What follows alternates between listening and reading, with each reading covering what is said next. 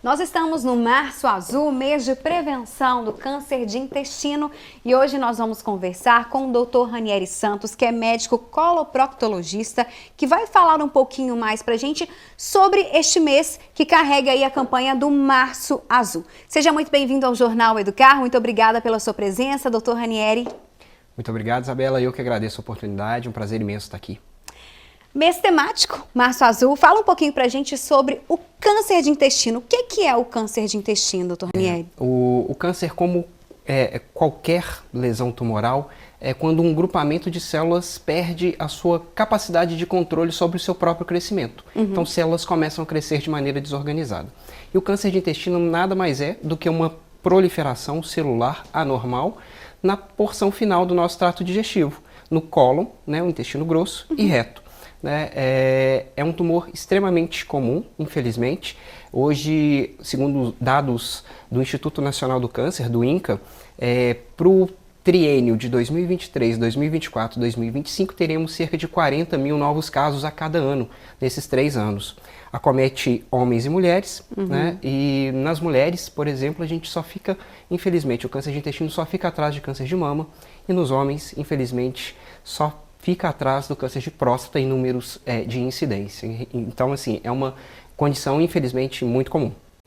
E quais são os fatores de risco para essa doença? Sim, a gente tem alguns fatores de risco. Alguns são comportamentais, como o sedentarismo, obesidade, o tabagismo, o abuso de álcool, a ingestão pobre em fibras, o abuso de carne vermelha. Isso são fatores comportamentais. Além disso, temos fatores de risco genéticos, aqueles que não controlamos.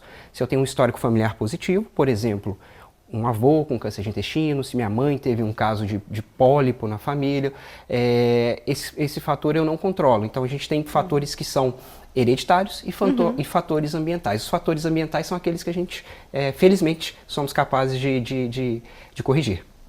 E quais são os sintomas dessa doença? Como que a pessoa pode começar a identificar? Isso, a gente tem alguns sinais e sintomas de alarme. Né? A alteração recente do hábito intestinal, aquela pessoa que tinha um intestino que funcionava como um reloginho, funcionava todos os dias, funcionava pela manhã, de repente passa a apresentar constipação intestinal, ou o contrário, né? O intestino funcionava bem e de repente começa uma diarreia crônica, uma diarreia que persiste ali por mais de 30 dias, por exemplo. Elementos anormais nas fezes, a presença de sangue. Sangue nunca é normal, pode ser muito simples, pode ser um simples caso de doença hemorroidária, hemorroidas, mas pode ser um câncer de reto, por exemplo. Né? A presença de muco, de pus, dor abdominal, a presença de massas palpáveis, uma perda de peso não intencional, né? Que não é explicada por dieta ou pela realização de exercícios físicos, são todos sinais e sintomas, né? Que podem ter como causa ali o câncer de intestino.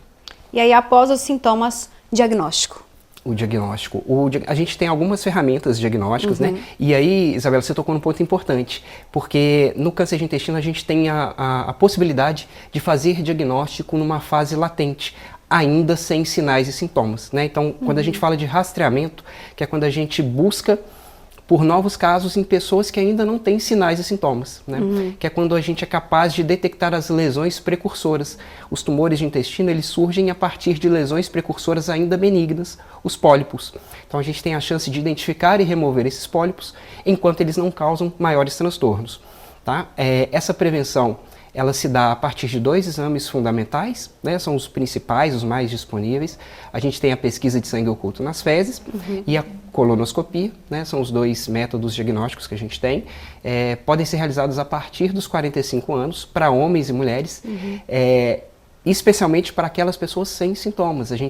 Né, o ideal é que a gente faça esse rastreamento nas pessoas sem os sinais e sintomas. Quando a gente tem um sinal de alarme, né, aí acende uma luz amarela, realmente a gente tem que correr atrás e realmente a gente precisa fazer colonoscopia como a principal ferramenta diagnóstica, colonoscopia e biópsias. E quanto mais precoce esse diagnóstico, maiores são as chances, né, de cura? Sim, quando a gente fala da detecção e remoção dessas lesões precursoras, a gente realmente previne o problema. O paciente não desenvolve um câncer de intestino.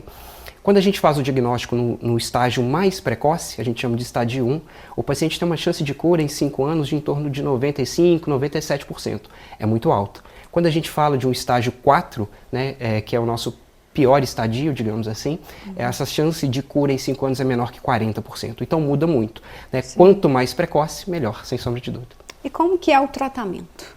O tratamento pode envolver cirurgia, né? Pode envolver rádio, pode envolver quimioterapia. Tá? Basicamente, o paciente que recebe o diagnóstico de câncer de intestino, ele é referenciado, em geral, a uma instituição, né, especializada. Aqui em Ponte Nova a gente conta, né, com o Hospital Nossa Senhora das Dores, que contempla as equipes cirúrgicas, né, as equipes de oncologia clínica, a equipe de radioterapia, e aqui a gente consegue centralizar o tratamento dos nossos pacientes da nossa microrregião. E o tratamento, ele quase sempre envolve cirurgia. Em alguns casos selecionados, a gente acaba optando pela realização de quimioterapia, radioterapia, vai depender muito de cada caso, isso é muito individualizado. Então a gente sempre discute, essa discussão é multidisciplinar, envolve essas 3 clínicas principais, a coloproctologia, a cirurgia oncológica, a radioterapia e a oncologia clínica, então são 4 clínicas sempre trabalhando, né, além das outras equipes de interdisciplinaridade ali do hospital, mas todos os casos são discutidos, né, e o melhor tratamento é aplicado individualmente para cada paciente. Vamos voltar a falar um pouquinho então nessa questão da prevenção, principalmente nessa campanha, né, no mês de março, que é um mês voltado aí para a conscientização da população. Então, qual que é a importância, doutor Ranieri, de meses como esses, né, que trazem os temas para que seja feito esse alerta? Sim, então é um mês de conscientização mesmo, assim como a gente tem lá o Outubro Rosa, um mês muito importante para a prevenção do câncer de mama, o Novembro Azul também para a prevenção do câncer de próstata. Lembrando, próstata, mama, tumor de intestino são realmente os 3 tumores mais incidentes, né, na nossa realidade. A gente tem o mês de março, né, um mês dedicado a essa conscientização. Então isso foi, né, um mês escolhido e algumas sociedades, né, a Sociedade Brasileira de Endoscopia Digestiva, a Sociedade Brasileira de Gastroenterologia, a Sociedade Brasileira de Coloproctologia, essas sociedades se uniram no esforço coletivo, né, de levarmos, né, de disseminarmos, né, essa informação para o maior número possível de pessoas, né, em relação à necessidade da gente promover prevenção mesmo, ainda que a gente não tenha sinais, ainda que a gente não tenha sintomas, que a gente leve, né, hábitos de vida mais saudáveis, que a gente corra atrás dos exames de prevenção para que a gente evite, né, no futuro o desenvolvimento de uma condição que pode ser muito mórbida. Né? A gente tem tratamento, os resultados são muito bons, mas realmente prevenir não tem comparação, é sempre muito melhor. E vamos falar um pouquinho então dessa campanha aqui em Ponte Nova. Nesse fim de semana vai ter um movimento importante aí. Fala um pouquinho pra gente, doutor Ranieri. Sim, nesse sábado a gente tem uma ação social na Praça de Palmeiras, a partir das 8h30 da manhã. Né, queria convidar a todos. Né, é uma ação, né, que envolve aí, né, 8 instituições. Né, é uma ação que vai envolver o Hospital Nossa Senhora das Dores, o Hospital Arnaldo Gavazza, vai envolver a Secretaria Municipal de Saúde, a Folha de Ponte Nova, vai envolver a Unimed, a Faculdade Dinâmica. Então, assim, são muitas instituições envolvidas, né, e muito comprometidas com essa disseminação de informação. Então estaremos lá, levaremos, né, essas informações, a equipe de nutrição dos hospitais vai fornecer orientações nutricionais, né, a gente tem medidas importantes para prevenção, enfim, vai ser uma ação muito legal. Quem tiver a oportunidade de passar na Praça de Palmeiras no sábado, a partir das 8h30 da manhã, fica aqui o nosso convite.